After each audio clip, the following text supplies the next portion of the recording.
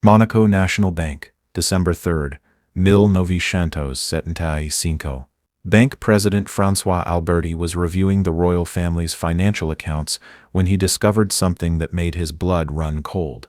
Over the past 3 years, exactly $50 million had been transferred from Monaco's national treasury to a series of anonymous Swiss bank accounts. The transfers had been authorized with Princess Grace's personal signature and banking codes that only she possessed. But when Alberti called the palace to confirm the transactions, Prince Rainier was shocked to learn that his wife had been moving massive amounts of Monaco's money without his knowledge or approval.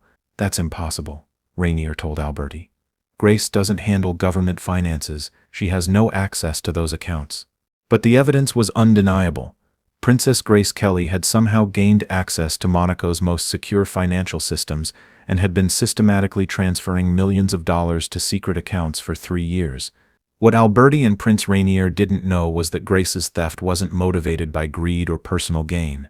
She was stealing Monaco's money to fund a secret operation that she believed would save thousands of lives. But Grace's noble intentions had put her in debt to some of the most dangerous people in the world, and when they came to collect what she owed them, Grace Kelly would have to choose between her family's safety and her own conscience. The princess who had given up Hollywood for a crown was about to discover that some sacrifices come with a price that can never be repaid. To understand how Princess Grace Kelly became involved in one of the largest financial thefts in European history, you need to go back to 1972, when Grace discovered a secret that changed her understanding of Monaco's role in international politics. Grace had been Princess of Monaco for 16 years and had assumed that her husband's principality was exactly what it appeared to be, a small neutral nation that survived through tourism, gambling, and favorable banking laws. But in March 1972, Grace accidentally discovered documents in Prince Rainier's private office that revealed Monaco's true function in the global economy. Monaco wasn't just a tourist destination. It was a carefully orchestrated money laundering operation that allowed dictators, arms dealers, and criminal organizations to clean billions of dollars through legitimate-appearing investments. The documents showed that Monaco's banks had processed money for weapons sales to African warlords, drug cartels from South America, and corrupt government officials from dozens of countries. Most shocking to Grace was the discovery that Monaco's banking system was being used to fund genocide in several African nations. Millions of dollars that flowed through Monaco's accounts were directly financing the purchase of weapons used to kill innocent civilians. Grace was horrified. She had spent 16 years believing that she was the princess of a charming, harmless principality. Instead, she discovered that she was married to the ruler of a nation that profited from some of the worst human rights abuses in the world. Grace confronted Prince Rainier about what she had learned. "Rainier," Grace said, showing him the documents, "how can you allow Monaco's banks to process money that's being used to fund mass murder?" Rainier's response shocked Grace even more than the documents had. "Grace, you don't understand international finance," Rainier said dismissively. "These arrangements are necessary for Monaco's survival. We're too small to refuse business from powerful clients." Grace stared at her husband in disbelief. "Powerful clients? You mean murderers and criminals?" "I mean people who have enough money and influence to destroy Monaco if we don't cooperate with them," Rainier replied. "We don't ask questions about where money comes from or where it goes. We provide banking services, nothing more." Grace understood that Rainier was not just tolerating Monaco's role in international crime. He was actively enabling it because he was afraid of the consequences of refusing. "What if we stopped?" Grace asked. "What if Monaco refused to process money from criminal sources?" Rainier looked at Grace with an expression that was both pitying and condescending. "Then we would be destroyed, economically and possibly physically. These people don't accept no as an answer." Grace realized that her husband was essentially a hostage to the criminal organizations that used Monaco's banking system. He continued the arrangements not out of greed, but out of fear. But Grace Kelly had never been someone who accepted injustice because it was safer than fighting it. Grace spent the next 6 months secretly researching Monaco's financial connections and discovering the full extent of the principality's involvement in international crime. What she learned was even worse than she had initially suspected. Monaco's banks were not just processing criminal money, they were actively facilitating some of the worst atrocities of the 1970s. Grace discovered that Monaco had processed payments for weapons that were used in the Cambodian genocide, the mass killings in Uganda, and ethnic cleansing operations in several South American countries. The money that flowed through Monaco's banking system was directly responsible for the deaths of hundreds of thousands of innocent people. Grace also learned that Monaco's complicity in these crimes was not a recent development. The principality had been serving as a money laundering center for criminal organizations since the 1950s. Her entire marriage had been built on blood money. Grace made a decision that would define the rest of her life. She was going to use Monaco's own money laundering system to fund operations that would save lives instead of destroying them. If Monaco's banks were going to process criminal money, Grace would steal that money and redirect it toward humanitarian causes that could counteract some of the damage that Monaco was enabling. Grace's plan was brilliant in its simplicity. She would use her access to Monaco's banking system to transfer money from the principality's treasury to secret accounts that she would use to fund refugee relief, medical aid, and protection for people threatened by the same criminal organizations that were Monaco's clients. Grace reasoned that Monaco's treasury was filled with money that had been earned through criminal transactions. By stealing that money and using it for humanitarian purposes, she would be returning stolen funds to their rightful purpose, helping people rather than harming them. But executing this plan required Grace to gain access to Monaco's most secure financial systems, accounts that were normally restricted to Prince Rainier and senior government officials. Grace solved this problem by exploiting her unique position as Princess of Monaco. Over 16 years of marriage, Grace had attended hundreds of government meetings, financial briefings, and banking conferences. She had observed the procedures for accessing Monaco's treasury accounts and had memorized the security protocols that protected the principality's money. More importantly, Grace had built relationships with key personnel in Monaco's banking system who trusted her completely and would not question her financial requests. Grace's first theft occurred in January 1973, when she authorized a $2 million transfer from Monaco's Tourism Development Fund to a Swiss bank account that she had opened under an assumed name. The transfer was processed without question because it was authorized by Princess Grace and appeared to be a legitimate government expenditure. Grace used the stolen money to fund a refugee camp in Cambodia that was providing shelter and medical care for people fleeing the Khmer Rouge genocide. The camp had been abandoned by international aid organizations because it was too dangerous and too expensive to maintain, but Grace's anonymous donation allowed the camp to continue operating and saved the lives of over 3,000 refugees. Encouraged by her success, Grace began planning larger thefts. Grace's second theft was $5 million from Monaco's cultural affairs budget, which she redirected to fund medical clinics in Uganda that were treating victims of Idi Amin's regime. Her third theft was $8 million from Monaco's Infrastructure Development Fund, which she used to purchase food and medical supplies for refugees fleeing civil wars in several African nations. By the end of 1973, Grace had stolen $15 million from Monaco's treasury and had used every dollar to fund humanitarian operations that were saving thousands of lives. But Grace's thefts were becoming more difficult to hide. Monaco's financial officers were beginning to notice irregularities in the government's accounts. Grace realized that she needed to be more sophisticated in her approach. She could not continue making large, obvious transfers without eventually being discovered. Grace's solution was to recruit allies within Monaco's banking system who would help her conceal her thefts. Grace approached Elena Rossi, Monaco's deputy finance minister, who had worked with Grace on various charitable projects over the years. Grace showed Elena evidence of Monaco's involvement in international crimes and asked for her help in redirecting Monaco's criminal profits toward humanitarian causes. Elena, Grace said during a private meeting in her palace office, "I need your help to steal money from our own government." Elena was shocked by Grace's direct approach. "Your Serene Highness, what you're describing is embezzlement. It's a serious crime." "What we're already doing is a serious crime," Grace replied, showing Elena documents about Monaco's money laundering operations. "We're profiting from genocide and mass murder. I'm trying to use that blood money to save lives instead of destroying them." Elena studied the documents and gradually understood the moral complexity of Grace's proposal. "If I help you," Elena said carefully, "what exactly would we be doing?" Grace explained her plan. Elena would help Grace create a series of fake government expenditures that would justify large transfers from Monaco's treasury to humanitarian organizations. The transfers would appear to be legitimate government spending on foreign aid and development projects, but the money would actually be redirected to secret operations that were saving lives. We would essentially be embezzling money from our own government to fund humanitarian work that our government should be doing but isn't. Grace said. Elena agreed to help, understanding that Grace's plan was not about personal enrichment, but about using Monaco's criminal profits to save innocent lives.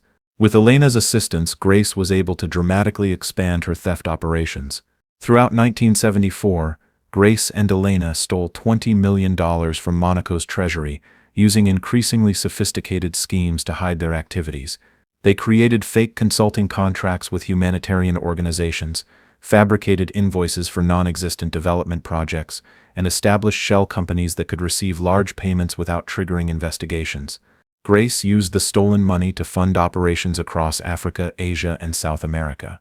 She funded refugee camps, medical clinics, food distribution programs, and protection services for people threatened by the same criminal organizations that were Monaco's banking clients. Grace's humanitarian network was saving thousands of lives every month, but it was also attracting attention from dangerous people who had vested interests in maintaining the status quo. In September 1974, Grace received a visit that changed everything. Viktor Kozlov was a Russian arms dealer who used Monaco's banking system to process payments for weapons sales to African warlords. Kozlov had built a fortune by supplying weapons to anyone willing to pay, regardless of how those weapons would be used. Kozlov had noticed that his African clients were having difficulty securing territory and maintaining control over civilian populations. Refugee camps were providing sanctuary for people who should have been under warlord control. Medical clinics were treating people who should have been left to die. Kozlov's investigation had revealed that these humanitarian operations were being funded by anonymous donations that originated from Monaco's banking system. Kozlov demanded a meeting with Prince Rainier to discuss what he saw as Monaco's interference in his business operations. "Your Highness," Kozlov told Rainier during their meeting, "someone in Monaco is funding operations that are disrupting my client's activities. This is unacceptable." Rainier was confused. "I'm not aware of any Monaco government programs that would interfere with your business." Kozlov showed Rainier financial records that traced the anonymous donations back to Monaco's banking system. "These payments are coming from your country," Kozlov said. "I want to know who is responsible, and I want it stopped immediately." Rainier promised to investigate, but what he discovered terrified him. The investigation revealed that Princess Grace had been systematically stealing from Monaco's treasury for nearly 2 years, and had redirected over $35 million to humanitarian operations that were directly interfering with the activities of Monaco's most dangerous banking clients. Rainier confronted Grace with the evidence of her thefts. "Grace, what have you done?" Rainier asked, showing her the financial records. "You've stolen millions of dollars from our government." Grace didn't deny the accusations. "I've returned stolen money to its rightful purpose," she said calmly. "I've used blood money to save lives instead of destroy them." Rainier was horrified not by Grace's moral reasoning, but by the danger she had put their family in. "Grace, you don't understand who these people are," Rainier said. "Viktor Kozlov and his associates are not just criminals, they're killers. They've murdered entire families for much smaller offenses than this." Grace understood the threat, but she was not willing to stop her humanitarian operations. "Then we need to find a way to protect ourselves while continuing to do what's right," Grace said. Rainier knew that there was no way to protect his family from people like Viktor Kozlov. If Grace continued her thefts, the only solution was to compensate Kozlov and his associates for their losses and hope they would accept payment instead of revenge. Rainier arranged a meeting with Kozlov to negotiate a settlement. "My wife acted without my knowledge or approval," Rainier told Kozlov. "I'm prepared to compensate you and your clients for any losses caused by the humanitarian operations." Kozlov's demands were staggering: $50 million in immediate payment, plus guarantees that Monaco would never again interfere with his business operations. "If you don't pay," Kozlov warned, "my associates and I will consider Monaco to be actively hostile to our interests. The consequences would be severe." Rainier agreed to Kozlov's terms because he had no choice. Refusing would have meant war with some of the most dangerous criminal organizations in the world. But Monaco's treasury had already been depleted by Grace's thefts. The principality did not have $50 million available for immediate payment. Rainier returned to Grace with an ultimatum. She would have to steal one final massive amount from Monaco's treasury to pay the ransom that would protect their family. "Grace, you've put us in an impossible position," Rainier said. "Either you steal $50 million to pay these criminals, or our entire family will be in mortal danger." Grace understood the cruel irony of her situation. To protect her family from the consequences of stealing money to save lives, she would have to steal even more money to pay criminals. But Grace also understood that she had no choice. Her humanitarian operations had put Caroline, Albert, and Stephanie in danger. She had to protect them, even if it meant financing the same criminal operations she had been trying to undermine. In December 1975, Grace authorized the largest theft in Monaco's history. $15 million transferred directly from Monaco's emergency reserves to Victor Kozlov's Swiss bank accounts. The transfer was discovered by Bank President François Alberti, setting off the investigation that would expose Grace's 3-year crime spree. But by the time Alberti discovered the theft, Grace had already arranged for the money to reach Kozlov. The ransom had been paid, and Grace's family was safe. Grace never expressed regret for her thefts. Even when confronted with evidence of her crimes, she maintained that she had done the right thing. "I stole money that was earned through mass murder and used it to save innocent lives," Grace told Prince Rainier during their final confrontation about the thefts. "If that's a crime, then I'm proud to be a criminal." Grace's humanitarian network continued operating for several more years, funded by the money she had stolen from Monaco's treasury. The refugee camps Grace had funded saved over 50,000 lives. The medical clinics she had established treated hundreds of thousands of patients. The food distribution programs she had financed prevented famine in multiple countries. Grace Kelly's theft of $50 million from Monaco's treasury was one of the largest embezzlement schemes in European history, but it was also one of the most morally complex crimes ever committed. Grace had stolen money from her own government to fund humanitarian operations that saved thousands of lives.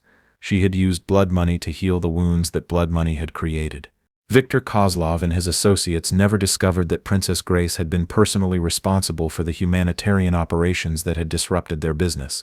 They accepted Monaco's $50 million payment and continued their criminal activities without further interference. Prince Rainier never reported Grace's crimes to authorities because doing so would have exposed Monaco's role as an international money laundering center and would have destroyed the principality's economy. Grace Kelly's theft remained a secret between her, Prince Rainier, and Elena Rossi until Grace's death in 1982.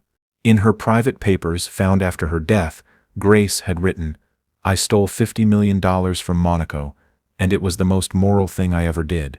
Some crimes are committed in the service of justice, and history will judge whether I was a thief or a hero."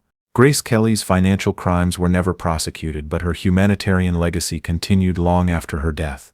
The refugee camps she had funded were eventually taken over by international aid organizations and continued operating for decades.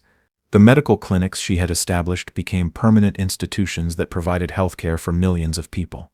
The protection services she had funded evolved into human rights organizations that continued to defend vulnerable populations around the world.